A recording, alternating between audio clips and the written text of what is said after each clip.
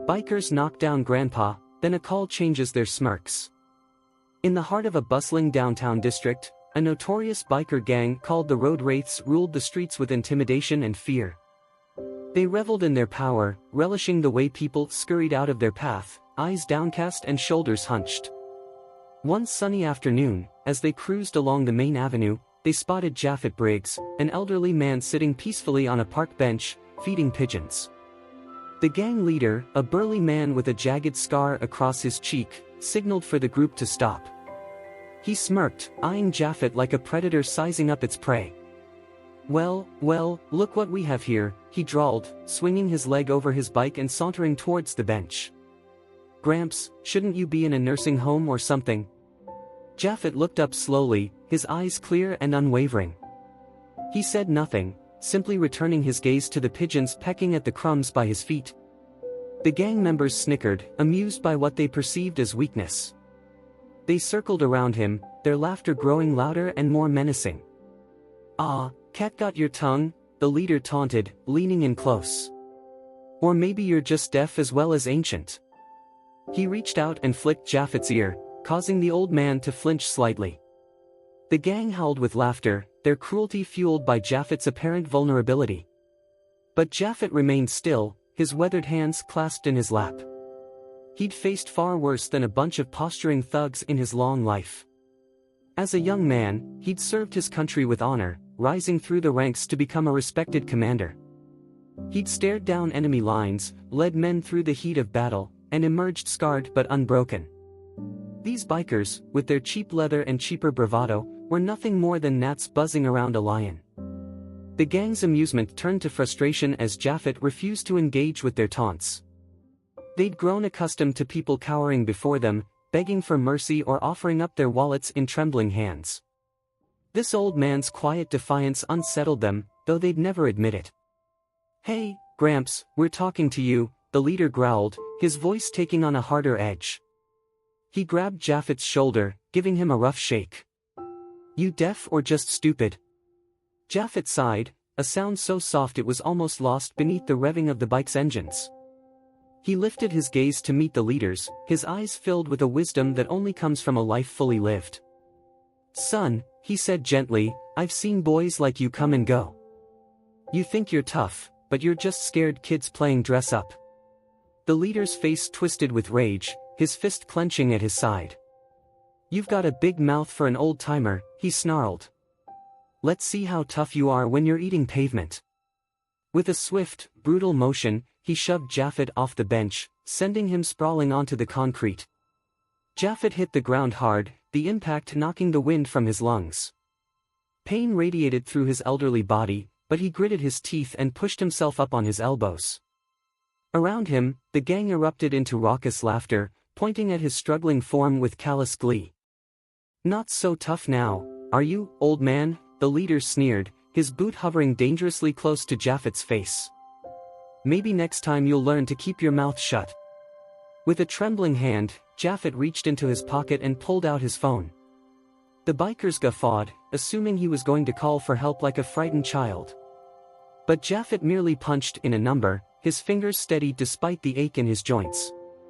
Suddenly, a sharp ringtone echoed among the gang, cutting through their laughter like a knife. They glanced at each other in confusion, until one of them, a young man named Mason, pulled out his own phone, his face draining of color as he stared at the screen. "Boss," he said hoarsely, holding up the phone with a shaking hand. "It's my dad." The leader whirled around, his eyes narrowing. "Your dad? What the hell does he want?" Mason swallowed hard, his gaze darting between his phone and Japhet's prone form. He says to leave Mr. Briggs alone. That if we don't, we'll be sorry." The gang fell silent, a palpable unease settling over them. They'd never seen Mason look so scared before, not even when they'd been caught by the cops after a particularly rowdy night. Something about this old man, this seemingly harmless grandfather, had the power to strike fear into the heart of one of their own. As the bikers stood there, unsure of their next move, a low rumble filled the air. At first, they thought it was just another motorcycle gang passing through, but as the sound grew louder, they realized it was something else entirely. A convoy of black SUVs turned the corner, their tinted windows gleaming in the sunlight. They rolled to a stop just a few feet away from the stunned gang, doors opening to reveal a group of stern-faced men in dark suits. The leader of the road wraiths took a step back, his bravado faltering in the face of this unexpected development. He glanced at Japhet, who had managed to pull himself up to a sitting position, his eyes fixed on the newcomers with a mixture of relief and recognition. One of the suited men strode forward, his gait confident and purposeful. He was tall and broad-shouldered, with close-cropped hair and a neatly trimmed beard. As he drew closer, the bikers could see the glint of a gold badge on his lapel, marking him as some kind of law enforcement officer. "Tyler," Japhet called out, his voice warm with affection. "You didn't have to come all this way." The man, Tyler, crouched down beside Japhet, placing a gentle hand on his shoulder. "Of course I did, Dad," he said softly. "When Mason called me and told me what was happening, I couldn't just sit by." The gang leader's eyes widened as he realized who this man was, Japhet's son, a highly respected military officer with deep ties to national security forces. The pieces began to fall into place. Japhet wasn't just some helpless old man, he was a war hero, a retired commander who had served his country with distinction. The bikers shifted uneasily, their earlier cockiness replaced by a growing sense of dread. They'd made a grave mistake, targeting a man with such powerful connections. Now, as Tyler helped his father to his feet and the other officers began to approach, they realized the true extent of their folly. "Gentlemen," Tyler said, his voice calm but laced with an undercurrent of steel. "I believe you owe my father an apology." The gang leader opened his mouth, then closed it again, his words sticking in his throat. He'd never apologized to anyone in his life, least of all someone he'd just assaulted. But as he looked into Tyler's unwavering gaze, he knew he had no choice. "Mr. Briggs," he mumbled, his eyes downcast. We're sorry.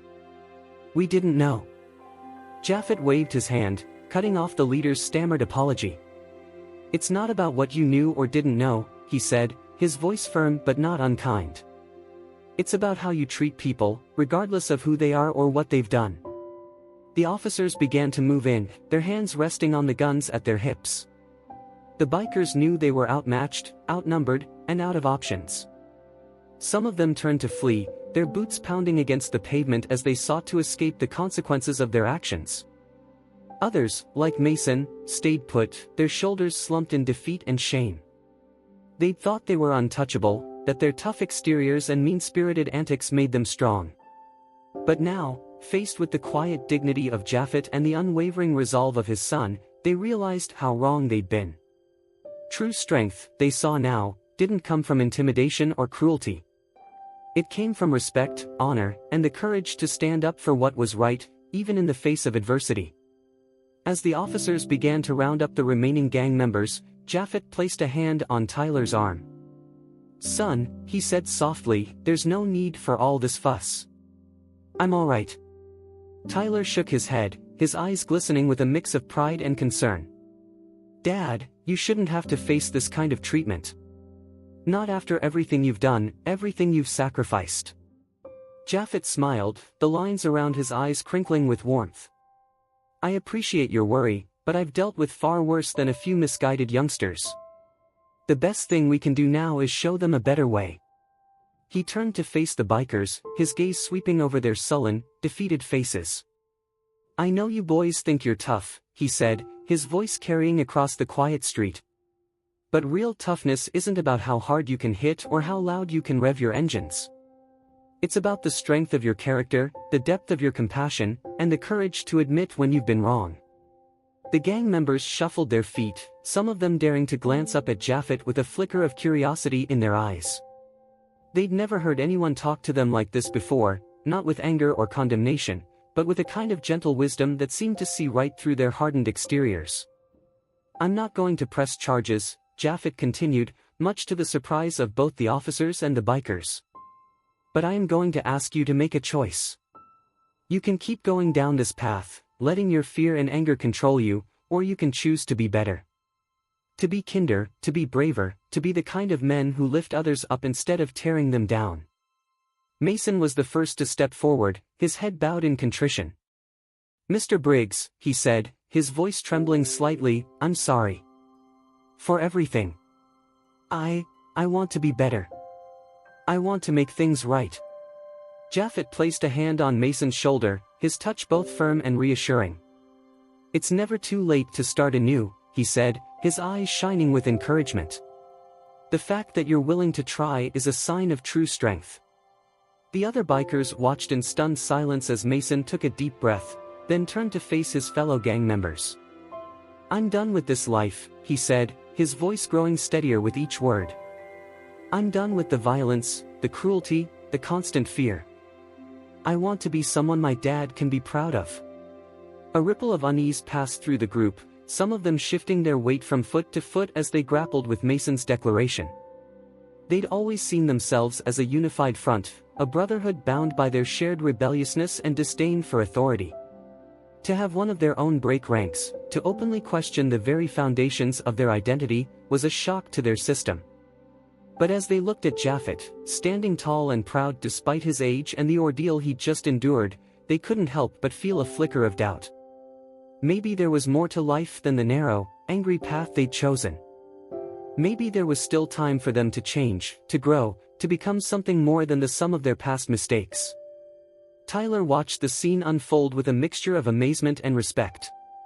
He'd always known his father was a remarkable man, but to see him sow the seeds of transformation in the hearts of these hardened criminals was a testament to the power of his spirit.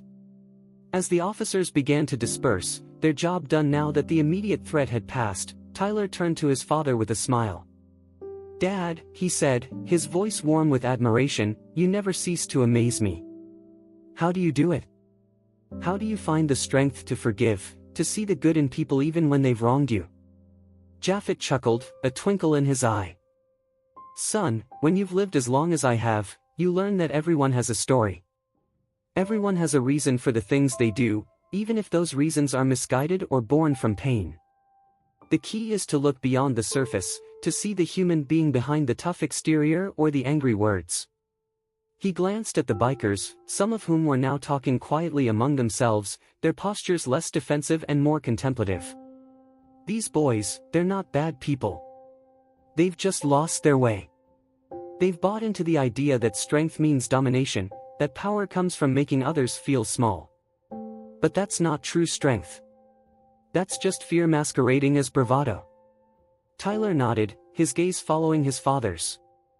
"And you think they can change? That they can learn to be better?" "I know they can," Japhet said, his voice filled with quiet conviction. "I've seen it happen time and time again. All it takes is one person, one moment of genuine connection, to spark a transformation. And who knows?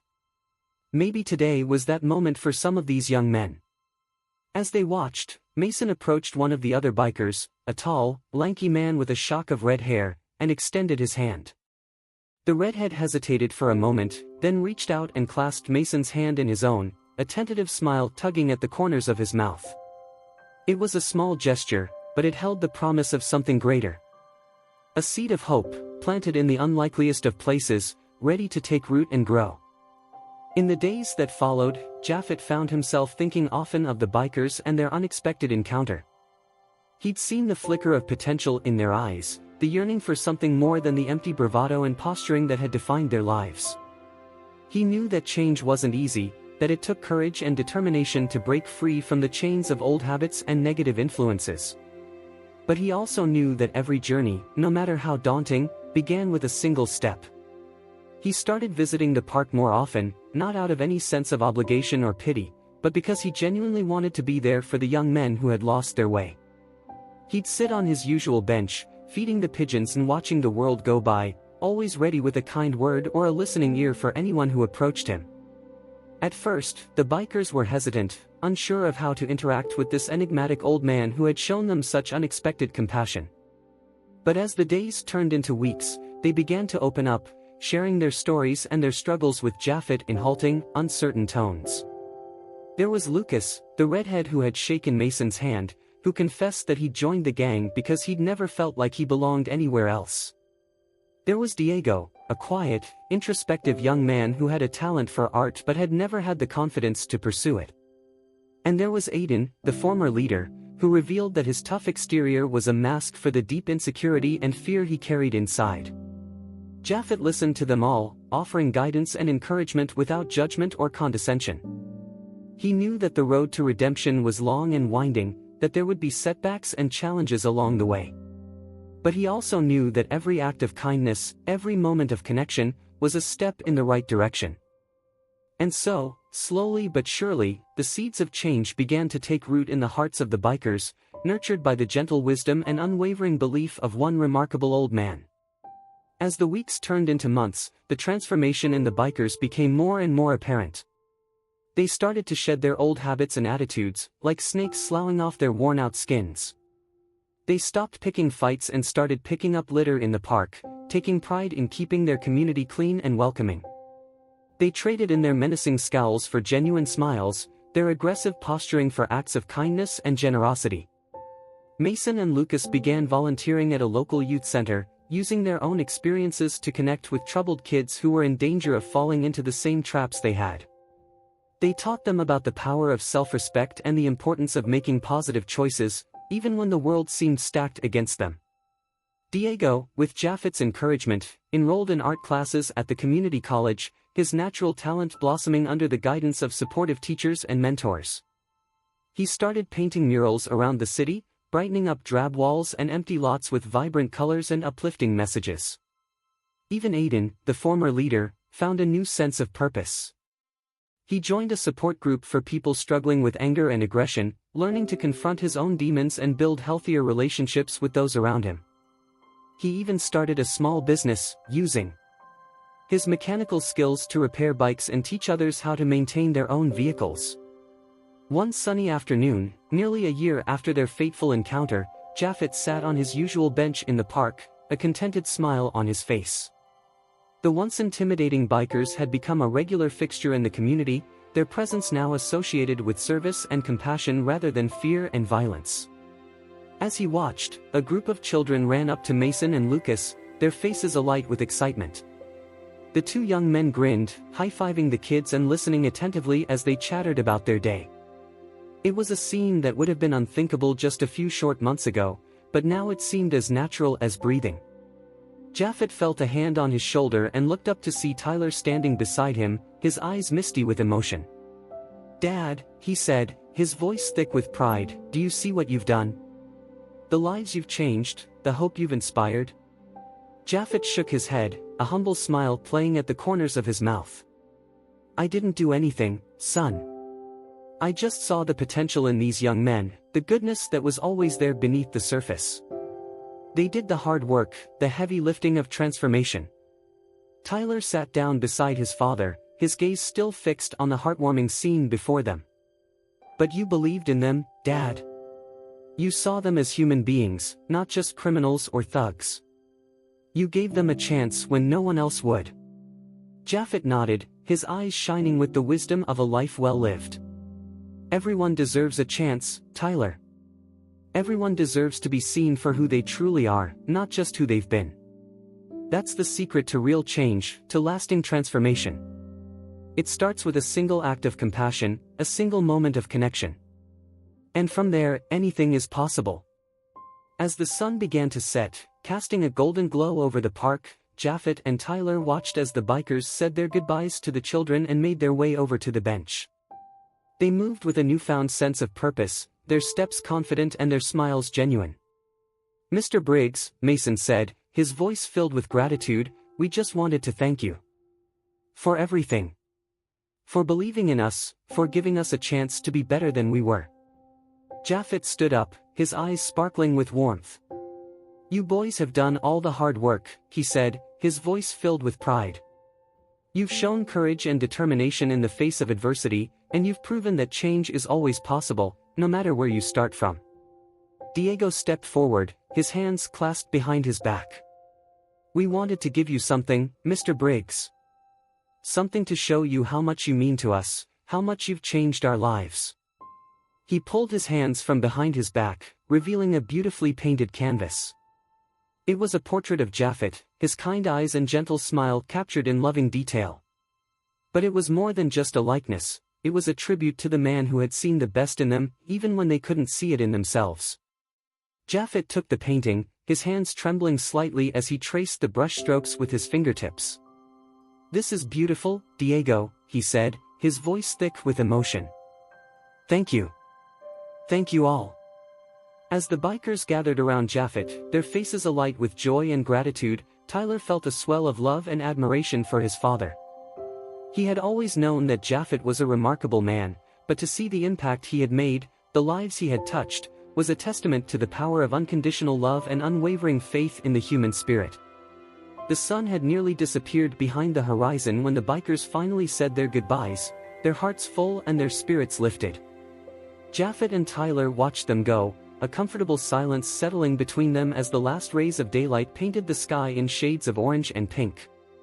"You know, Dad," Tyler said at last, his voice soft with reflection, "I've always admired your strength, your courage in the face of adversity. But I think I understand now that your greatest strength has always been your compassion, your ability to see the best in people, even when they can't see it in themselves." Japhet smiled, his eyes crinkling at the corners. "Compassion is a powerful thing, Tyler. It has the ability to break down barriers, to bridge divides, to heal even the deepest wounds. When we approach others with an open heart and a willingness to understand, we create the possibility for real, lasting change." He looked down at the painting in his hands, the tangible evidence of the transformation he had helped to inspire. These young men, they had lost their way. They had bought into the idea that strength meant aggression, that power meant domination. But they were wrong. True strength, real power, comes from within. It comes from the courage to be vulnerable, to admit our mistakes, and to strive every day to be better than we were the day before. Tyler nodded, his heart swelling with pride and admiration. "And that's what you've taught them, Dad. That's what you've shown them through your actions, your words, and your unwavering belief in their potential. You've given them the greatest gift of all, the gift of hope, the gift of a second chance."